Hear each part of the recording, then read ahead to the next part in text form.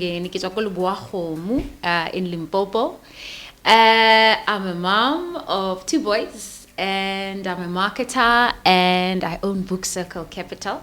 So the journey of Book Circle Capital is a journey that I hijacked actually. My husband Sewela Langeni started this place in 2017, September 2017, Maboneng. But as it evolved, it became something that I fully adopted. He started it, but he's no longer fully involved, but he's still in the background because I'm a mom, so he takes care of the kids while I'm here. But yeah, this is what Book Circle Capital is about. So as I said, Sewela Langeni started the space in 2017. But how it was born was in 2016, he wanted to start this book subscription thing where people would pay him a monthly fee, and then he would send them books. He would create books for them. And this thing took off, but he saw that he needed more of a solid space, a base where people could come and enjoy more of this. So the focus was always African literature. Why African literature? Because if you go in mainstream shops, still today, there's still not so much stories about Africa. It's more European, Americas. So he wanted to get, especially because he's from a small town in the Northern Cape called Brettstown, and books there were very hard to come by. So he wanted to give people access to books, and that's how this place was born. So he moved from subscription to an actual physical location, where was first in Maboneng, and then in 2018 we moved to this space. I remember when I then was in varsity, then I started reading more stuff like Chinua Achebe, Tsitsi Dangaremba. It was a battle to find them in main shops. If you're looking for something local, they show you a shelf somewhere at the back. So when Loiso started this, I actually loved it, because now we can have a whole store full of it. So that's how we've tried to integrate it, and we've gone even a step further, because initially children's books were not our focus. But when we came to this location, which looks out to a kiddies playground, we thought, why not? And kids are even a bigger impact, because if you check out the statistics of how many kids in South Africa read to understand, it's quite scary. Kids that are in school, they can read to you, but they don't understand what they're reading. And on top of that, we so bombarded with like Disney and all those things, where kids are not seeing people that look like them doing amazing things. So that's how we've tried to integrate it. Most of all of our children's books are local stories and beyond. So it would be like Africans in the diaspora or Africans in the rest of the continent. It's just trying to do that, to change that story for the kids, to say Africa is great. Yes, we can aspire for other things beyond our borders, but Africa is great. So we opened in September. We're excited. Loiso put all of his savings into this. And September we opened. December we were flooded. Shelves were wet, books were wet. It was devastating. So he was really devastated. We had to shut down. The landlord wasn't helpful. We didn't have a backup location as to where to go. But thankfully, thank God, we met this mama that told us about this place. She had come from Maboneng, from this place, and she said, look, it's not Maboneng, but it's arty, like so it's about what we're about. So why don't we give it a try? So the following year, this was 2017, March 2018, we came here, we looked at the space, the guys were receptive. They warned us that the traffic is not as hectic as Maboneng, so the foot traffic is not so much. And we could see, the place is quiet, especially during the week. It's more of a destination place. So once you've been here once, nothing really compels you to come back. So the center is still trying to get us more like anchor partners that get us going, especially restaurants, because this could be a nice Thursday to Sunday location.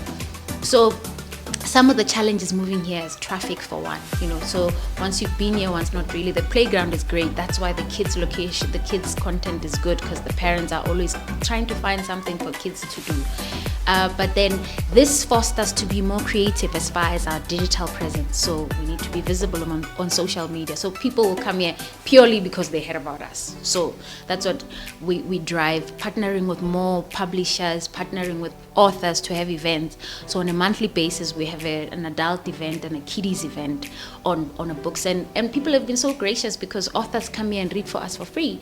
They have a discussion, we sell books, we partner with publishers, and that's how we're trying to get feet in here. We've had to bolster our online presence more of the store. So our payment merchant, Yoko, set us up with like an online shop, so people can still buy books online. So some people haven't been here, but they've supported us. During COVID, we could sell vouchers so that people who wanted to keep us afloat, because remember, level 5, everything was shut down.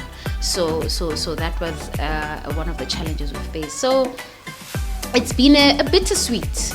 I also love this location. I don't have a plan yet to say where do we need to go, because it's about the experience, the ambience. You feel a bit homely. You feel like you could catch a book. You could pick up a book and read. So yeah, it's been bittersweet, but it's been growing, because I don't know if we had stayed in Maboneng, would we have pushed ourselves as much as we did, as far as trying to be creative about getting people in here and to know about us.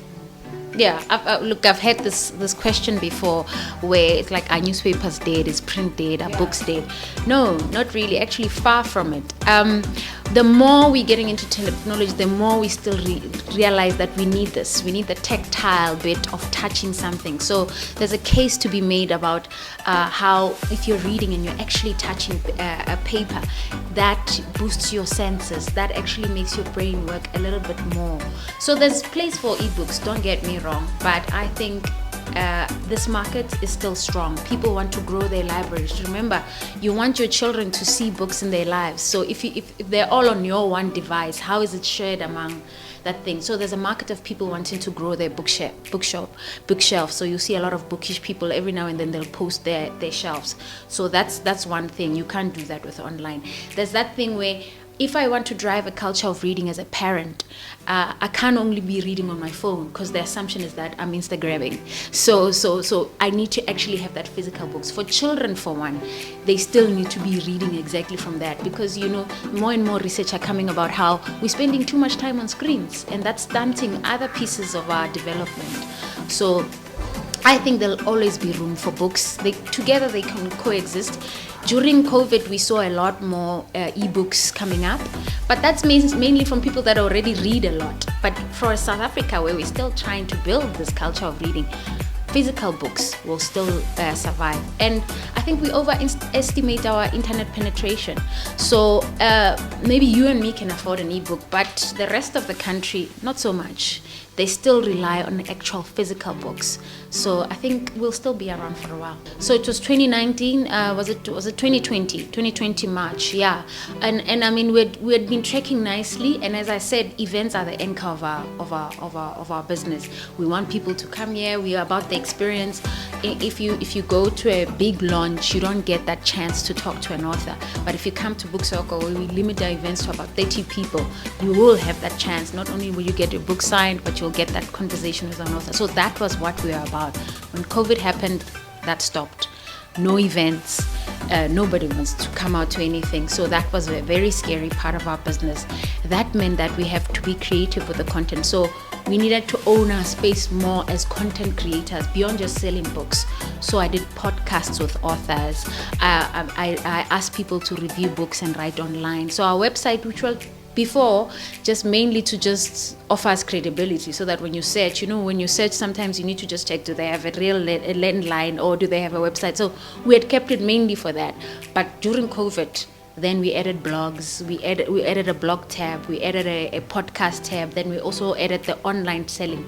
So those were the things that we had to do more during COVID. We had to make sure that we remain relevant in the space. So we may not be able to operate, but when things change, people are like, I once saw this from this person. So that was some of the things we got to do. We want this to be a space where Africans can celebrate their stories. Our stories are part of our heritage. Our stories are part of who we are.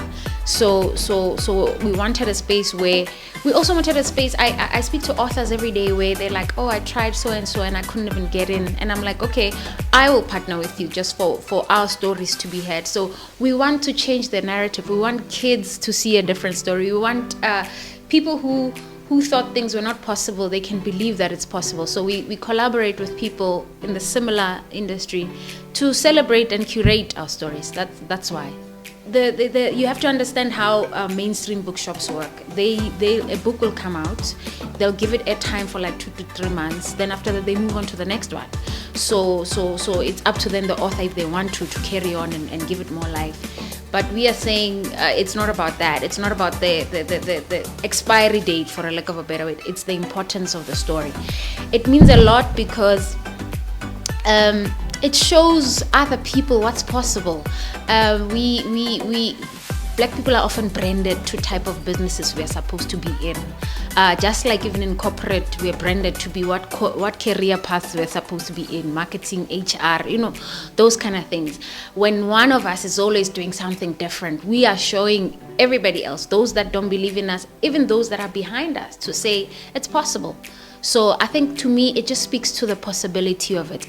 It's not the easiest business to be in. The margins are not great. We're still fighting a culture where people would rather prioritize something else over books.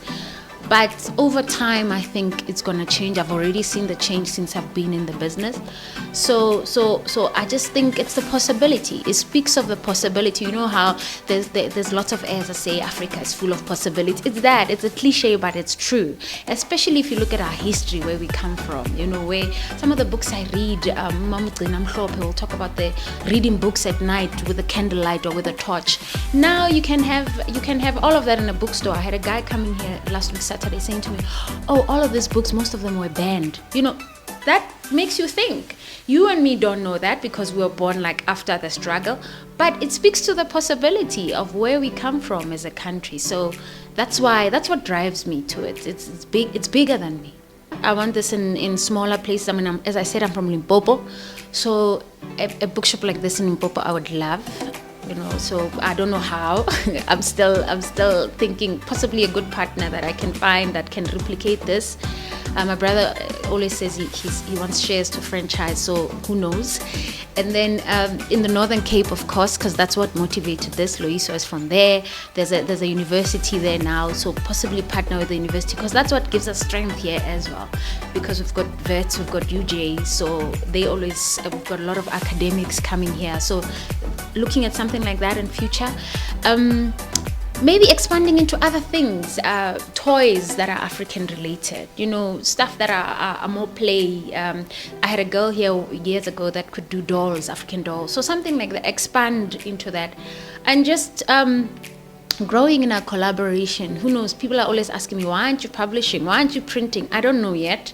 But those are some of those. So looking at partnerships that are still extending this place as a base, but they have to have synergy so that it doesn't become a struggle.